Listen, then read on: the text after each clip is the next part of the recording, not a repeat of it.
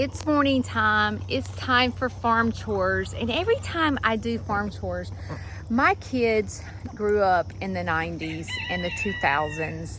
And I always want to sing that Barney song, you know, clean up, everybody, everywhere. You know that song? I feel like singing that song every time I begin to clean up.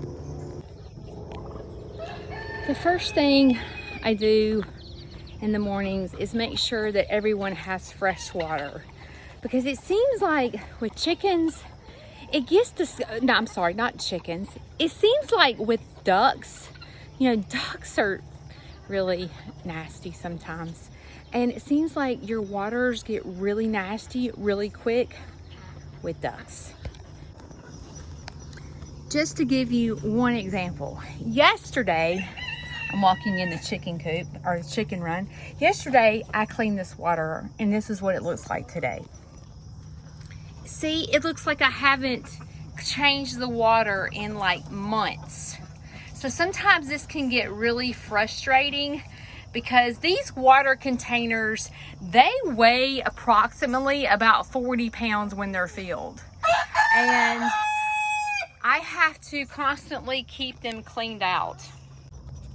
And during the winter months, I'm on the struggle bus keeping this clean, because a lot of times it'll freeze and then you have to let them thaw out, and it can be a pain in the butt.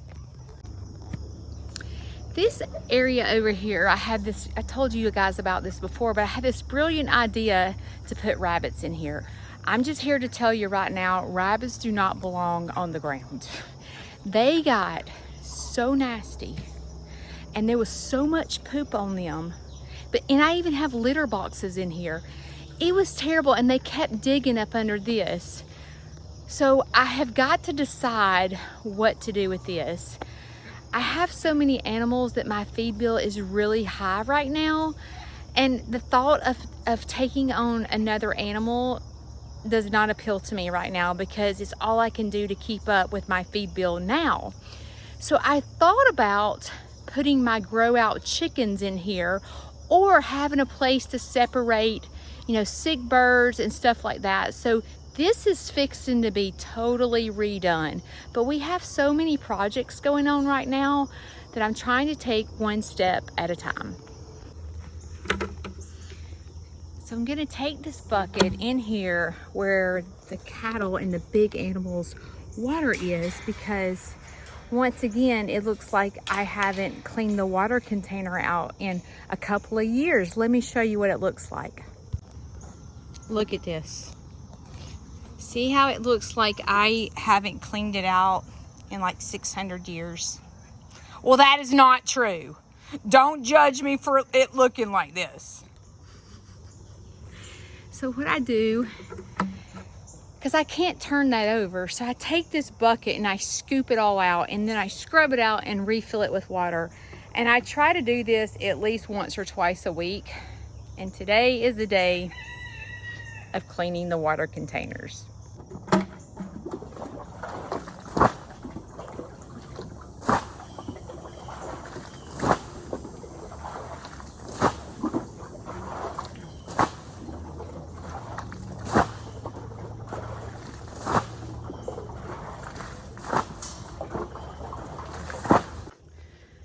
That was a workout.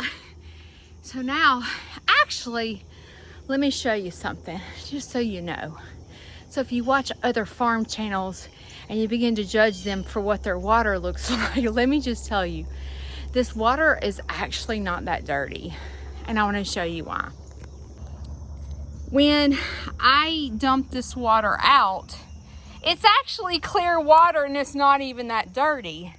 What happens is it all settles to the bottom. You see all the leaves and how it settles to the bottom, all the yuckiness, and at the top is fresh water. Someone that has OCD and wants everything clean all the time, that drives me nuts. I can't handle it because it looks like it's dirty. And when people come to my farm, the last thing that I want them to think is that I'm dirty. So I constantly clean this out. And another thing that happens with these galvanized tubs is it seems after a bit of time, they start rusting. Tabo wanted to say hey. So now what I do is I begin to flip this over and then begin to scrub it out and get all the yuckiness out, all the leaves out, and I spray it out with the hose.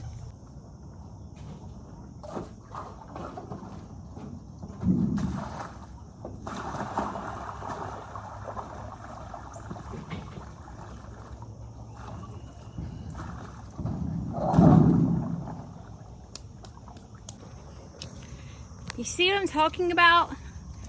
You see all this rust? I don't like that. And I paid a lot of money for this galvanized tank right here, and I do not like that it's rusting.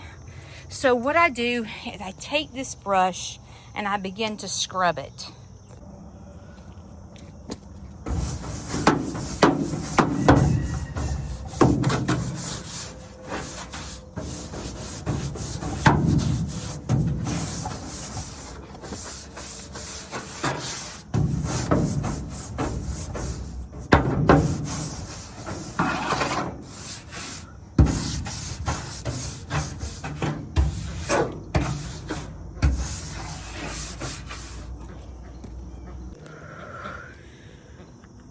You see why I get my workout? This is why I don't have to go to the gym, because farm chores will definitely get you in shape. T-Bug, you better scoot back. Get you a leaf. I fixed the spray. Last month, my water bill was $219. It's never that high, but I left my water on for 12 hours. Yeah, that was smart, wasn't it? So that's why my water bill was so high. Well, this month, I got my water bill and it was $279. And I did not leave the water on. So today, I will be calling the water company and going, what the heck is going on? So while that is filling up, I'm going to go and get some chick feed. The chick feed is at my house, so I'm gonna have to walk all the way to the house to get the chick feed. But I need to fill up the containers because these little baby chicks need some food. See how it fell over? See all the baby chicks? Mama's eating in there, so the baby chicks think they're supposed to eat in there. So I have to be careful with that they don't get stuck in there. But I'm gonna go fill this up and get it all nice and full for these babies. Mom to the rescue. I'm at my son's house and he got 2 puppies. And he's just like me. He's like, Mom, will you go check on the babies? So I brought the babies some treats and Grandma came to check on them. Look what Grandmommy got you. You got a bone? Huh? You got a bone? You got a bone? Your Grandmommy brought you a bone? You better play with it. Come here. Come here. Here you go. You want to play? So I'm back from my son's house, and this afternoon I have an event going on. The extension office of Auburn in Coleman is coming to my farm with my farm vet to speak about goats and sheep and the first aid. It's for farms that are just beginning out and wanting to learn more.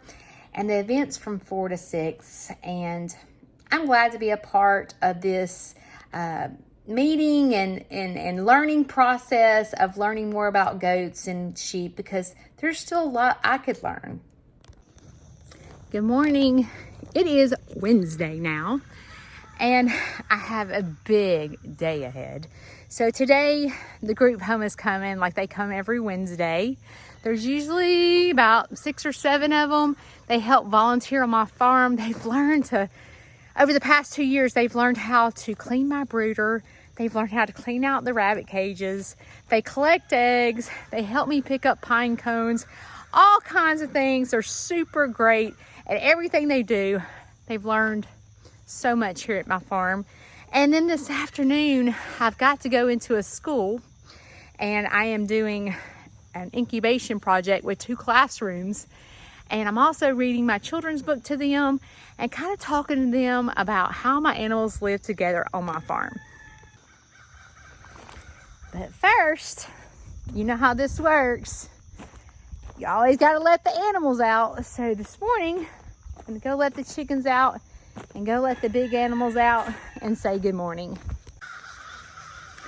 I've been a little bit struggling with this whole incubation project because this time of year, chickens don't lay good.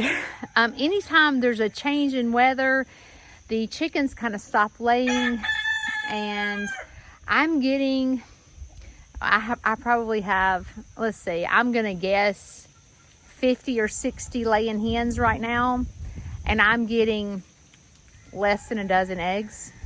So in order to do an incubation project, the eggs have to be fresh.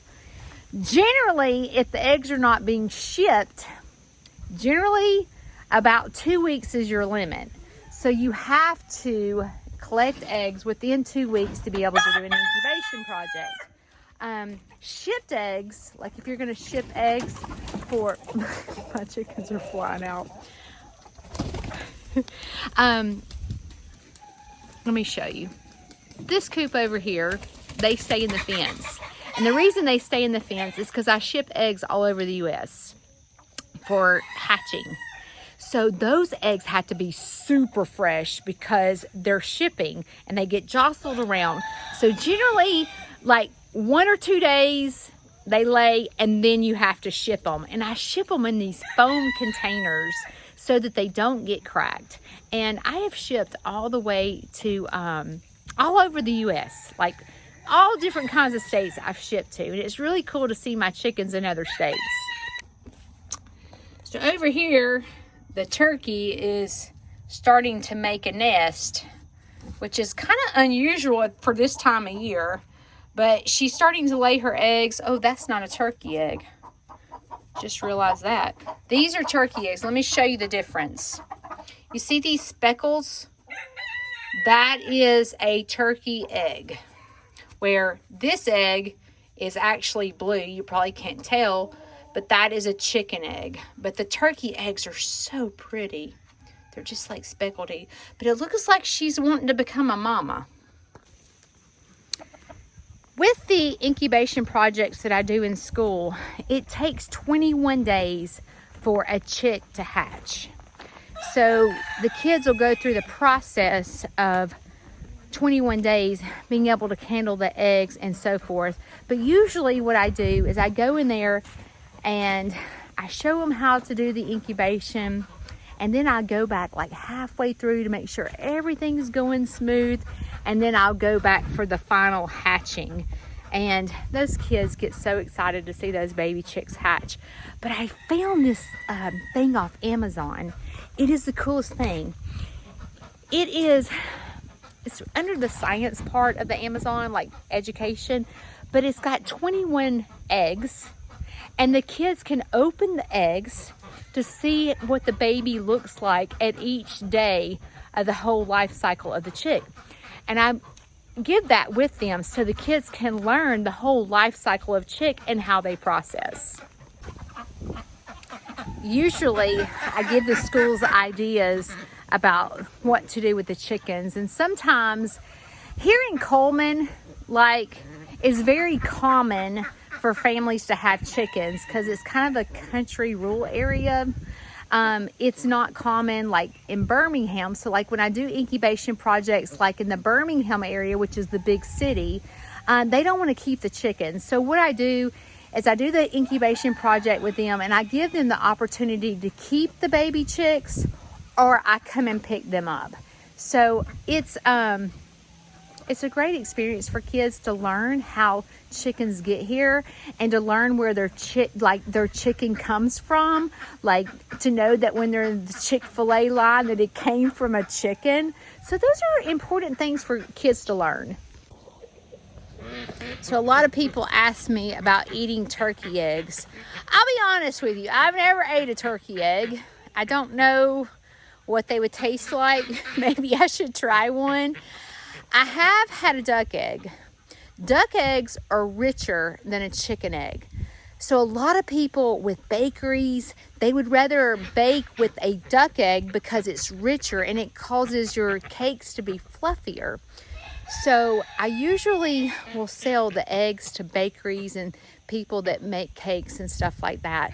So if you're wanting to try a duck egg, I certainly encourage you to try it with your baking. Cornbread, cakes, cupcakes, cookies, stuff like that. Now do know that if you were to scramble a duck egg and eat it like a chicken egg, like a lot of people that are allergic to chicken eggs use duck eggs, they're kind of slimy.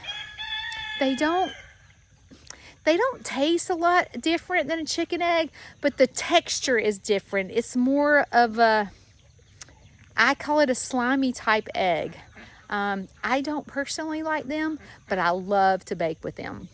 All right, got the morning chores done, resting for a second because next is the group home, and I love when they come. They come every single Wednesday, and they help volunteer at my farm, and they are precious. You're going to love them. All right, do you want to learn how to blow leaves? Yeah. Okay, this is the deal. All right, I'm gonna let you go for just a second. Stand right there. Okay, I want you to hold this. Feel it. All right, drop your napkin. Drop your napkin on the ground. I'll get it. You got it. Okay. And hold on it with both hands. There you go. Hold. Now take this hand and hold here. I got you. I'm not going to let anything happen to you. Now you're going to squeeze that button. Squeeze it. There you go. There you go. Squeeze it hard. Squeeze it hard. Look at you. You're blowing the leaves. You did it! Look at that! You know what you did?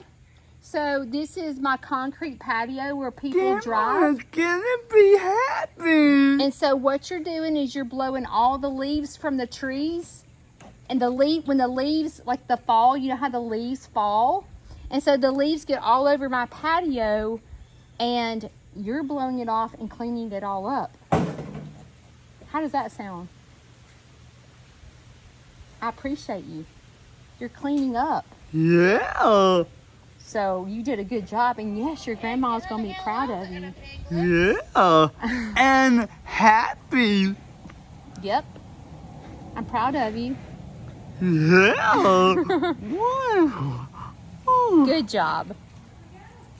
The grooming of those rabbits. So another important thing is for this group home to come and hold my rabbits so that they stay friendly. So Lainey here loves to hold the rabbits and has a good connection with my rabbits. So they get held every day so that they stay tame and friendly for people that come and tour my farm. Look at her go. She's helping me blow my patio off.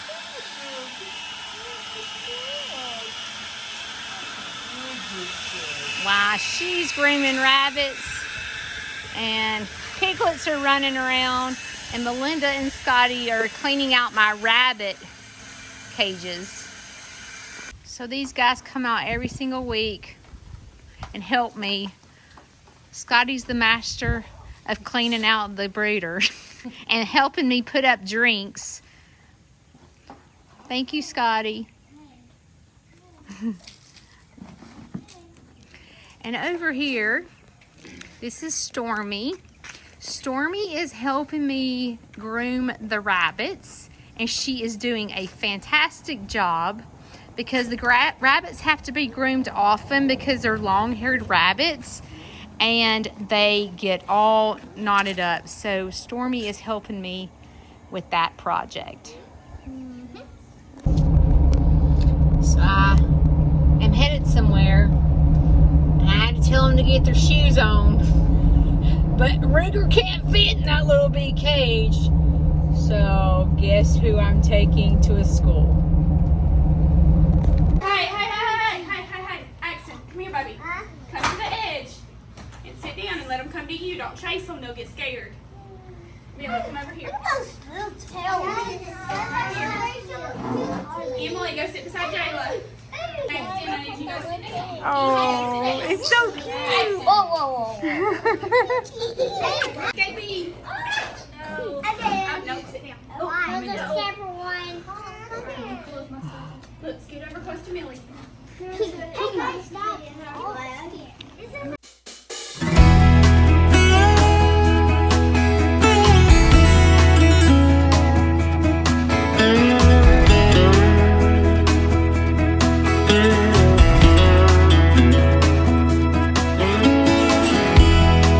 Even if I try to leave, you still make me wanna stay.